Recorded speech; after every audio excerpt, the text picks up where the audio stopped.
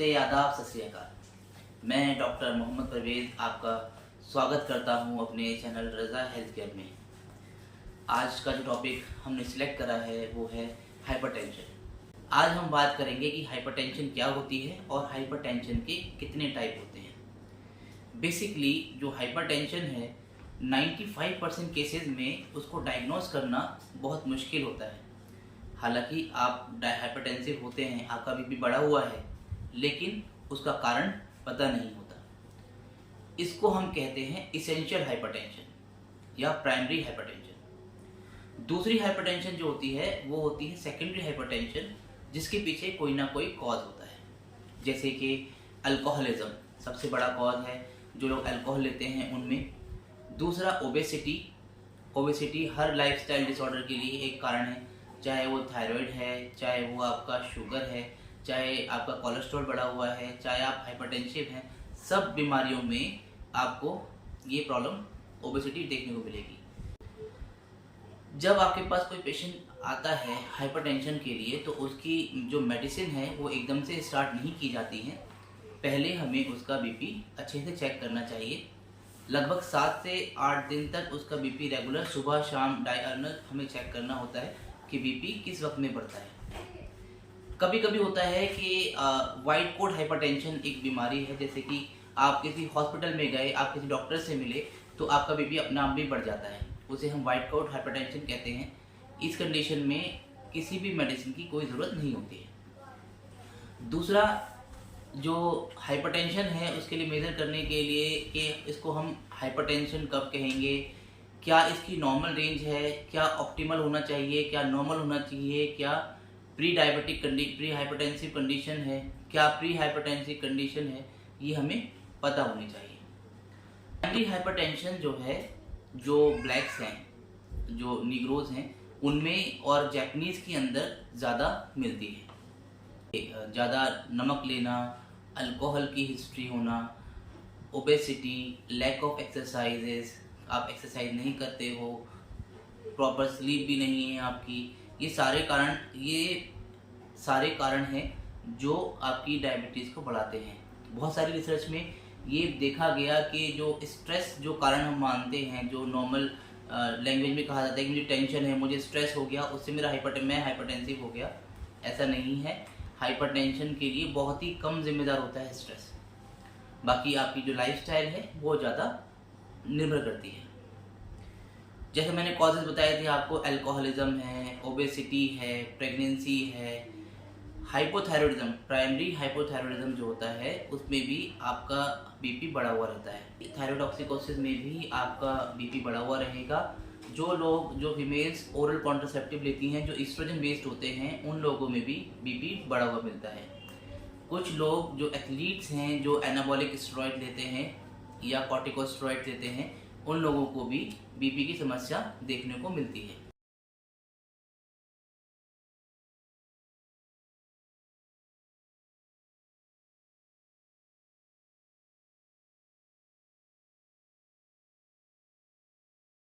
Normal जो कहलाता है वो है लेस देन 130 सिस्टोलिक, और 85 से कम होगा अगर डायस्टोलिक, तो उसे नॉर्मल कहेंगे।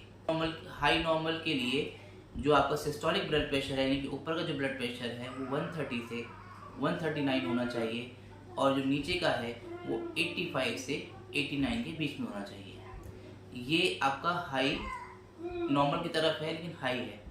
अब इसके बाद हाइपरटेंशन की ग्रेड शुरू होती हैं कि कौन कौन सी ग्रेड में आपका ब्लड प्रेशर बढ़ा हुआ है। इसमें 3 ग्रेड हैं, ग्रेड 1, ग्रेड 2, ग्रेड 3।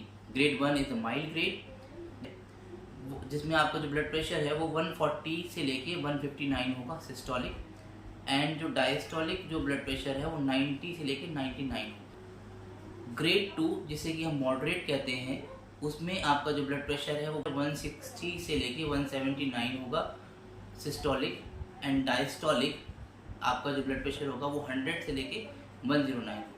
और ग्रेड 3 में आपका जो ब्लड प्रेशर है मोर देन 180, इसको हम हाई कहते हैं, और डायस्टोलिक में मोर देन 110 होगा। तो ये नॉर्मल ग्रेड्स हैं, माइल्ड, मॉडरेट, सीवियर। ज़्यादातर जो लोग हैं वो उनको महसूस नहीं होता है कि ब्लड प्रेशर से क्या क्या दिक्कतें उनकी बॉडी में आ रही हैं, लेकिन जो बढ़ा हुआ ब्लड प्रेशर है वो हमेशा से कारण रहा है आपके दिल को ख़राब करने के लिए। कोरोनरी वेस्कुलर जो डिजीज़ हैं, जो कार्डिक वेस्कुलर डिजीज़ हैं, उनके जो कार्डियोवेस्कुलर डिजीज़ हैं, अगर किसी का ब्लड प्रेशर सिस्टोलिक में 20 बढ़ जाता है और डायस्टोलिक में 10 बढ़ा हुआ रहता है नॉर्मल लेवल से, तो उसमें जो चांसेस हैं सीवीडी के, क्रॉनिक वेस्कुलर डिजीज़ के, स्ट्रोक होने के, वो डबल हो जाते हैं। जब हमारा बीपी बढ़ता है तो बढ़ा हुआ बीपी जो है आपकी जो हार्ट मसल्स हैं उसको वो फोर्स करता है कि वो ब्लड को तेज़ी से फ्लो कराए, जिसकी वजह से हार्ट की मसल्स को ज़्यादा काम करना पड़ता है और ज़्यादा काम करने की वजह से मसल्स जल्दी थकती हैं, जिसकी वजह से हार्ट अटैक के चांसेस बढ़ जाते हैं।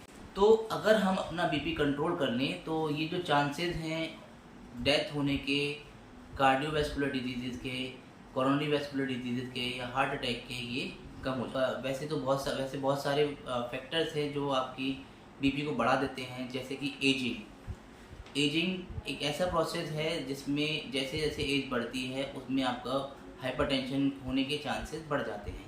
दूसरा जो फैक्टर है वो है आपका अल्कोहल लेना। जब आप ज़्यादा अल्कोहल लेते हैं तो आपकी किडनीज को ज़्यादा काम करना पड़ता है उसको टॉक्सिन्स को बाहर निकालने के लिए, और ये आपके सिंपैथेटिक नर्वस सिस्टम पे भी अफेक्ट डालता है अल्कोहल, जिसकी वजह से किडनी पे लोड बढ़ता है और आपकी किडनीज के डिस्टर्बेंसेस की वजह से भी आपको हाइपरटेंशन की प्रॉब्लम रहती है। हाई इंटेक ऑफ सोडियम, जैसे आपने सुना होगा कि नमक ज़्यादा खाने से भी आपको हाइपरटेंशन होने की संभावना बढ़ जाती है। उसमें ये होता है कि जब आप ज़्यादा नमक लेते हैं तो नमक की वजह से जो हमारा चैनल है वाटर को बैलेंस करने का किडनी के द्वारा वो हैम्पर हो जाता है, जिसकी वजह से भी हमारी बॉडी में दिक्कत आती है और बीपी बढ़ जाता है। तो अगर हम लोग, जैसे ये सारी चीज़ें हैं, हम लोग एज को नहीं टाल सकते हैं, लेकिन जेनेटिकल फैक्टर को भी हम नहीं टाल सकते हैं, लेकिन बाकी चीज़ें जैसे ओबेसिटी है, अल्कोहलिज्म है, सोडियम इंटेक है, अगर हम इनको भी कंट्रोल कर लेंगे तो हमारा बीपी कंट्रोल हो सकता है। तो हम अपनी लाइफ में कुछ ऐसे चेंजेस कर सकते हैं जिसकी वजह से हमें इसमें रिलीफ मिले। जैसे कि अगर हमारा जो बॉडी मास इंडेक्स है, यानी कि हमारा जो BMI है, अगर हम उसको 25 से नीचे मेंटेन कर लेंगे तो उस केस में चांसेस आपके जो ब्लड प्रेशर के कम होने के जो चांसेस ना वेट रिडक्शन कर लेंगे, यानी कि हम अपना BMI 25 से नीचे मेंटेन कर लेंगे तो हमारा जो ब्लड प्रेशर है वो 8 से लेके 20 mmHg तक नीचे डाउन कर सकता है। दूसरा, अगर हम अल्कोहल का कंजम्पशन छोड़ दें या जो मेल है उस कंजम्पशन को 2 पैक पर डे 1 पे ले आए तो उसका जो बीपी है वो 2 से 4 mmHg जो है कम हो सकता है। अगर हम अपनी डाइट का सोडियम रिटेंशन जो होती है, अगर हम अपनी डाइट में जो हम लोग डेली नमक खाते हैं वो उसकी 2400 मिलीग्राम पे अगर हम उसको लिमिट कर देंगे तो हमारे ब्लड प्रेशर को कम होने के चांसेस 2 से 8 mmHg कम हो जाएगा। फिर जो डाइट हम लेते हैं, एक डाइट कहलाती है डैश का मतलब होता है dietary approach to stop hypertension, यानी कि इसमें जो डाइट आप फॉलो करते हैं वो डाइट होती है बेसिकली आपकी वेजिटेबल और फ्रूट बेस्ड डाइट होती है। ऐसा करने से आपका जो ब्लड प्रेशर है 8 to 14 mmHg कम हो सकता है। यानी कि अगर हम ये सारी चीज़ें एक साथ करें तो हम काफ़ी हद तक अपने ब्लड प्रेशर को कंट्रोल कर सकते हैं। एक्सरसाइज नो डाउट आपके ब्लड प्रेशर को कंट्रोल करती है। रनिंग आपके हार्ट को जो है, आपके जो हार्ट है उसको थोड़ा सा मजबूत करती है, जिसकी वजह से आपका कार्डिक आउटपुट भी कंट्रोल रहता है। तो ये सारी चीज़ें हैं, वो फैक्टर हैं जो हमारे जो लाइफस्टाइल से रिलेटेड हैं, और अगर हम इसको चेंज करें कि हमारा ब्लड प्रेशर बिना दवाइयों के भी कंट्रोल हो सकता है। इसके अलावा भी अगर कंट्रोल नहीं कर पा रहे हैं और चांसेस बढ़ जाते हैं कि स्ट्रोक के चांसेस अगर बढ़ जाएं तो उस केस में हमें दवाइयाँ शुरू करनी चाहिए। सभी तरह की पैथीज़ में इसका इलाज मौजूद है, आप जो चाहें आप इस्तेमाल कर सकते हैं। मैं कुछ होम्योपैथिक दवाइयाँ आपको बताऊंगा जो फिजियोलॉजिकल डोज में यानी कि मदर टिंचर के रूप में आप उनका इस्तेमाल कर सकते हैं और लंबे समय तक इस्तेमाल करने के भी जिसके कोई साइड इफ़ेक्ट नहीं है और इससे भी आपका जो ब्लड प्रेशर है वो मेंटेन रहेगा। तो रोवोल्फिया सर्पेंटिना एक दवाई है होम्योपैथिक में जो इसमें बहुत अच्छा काम करती है।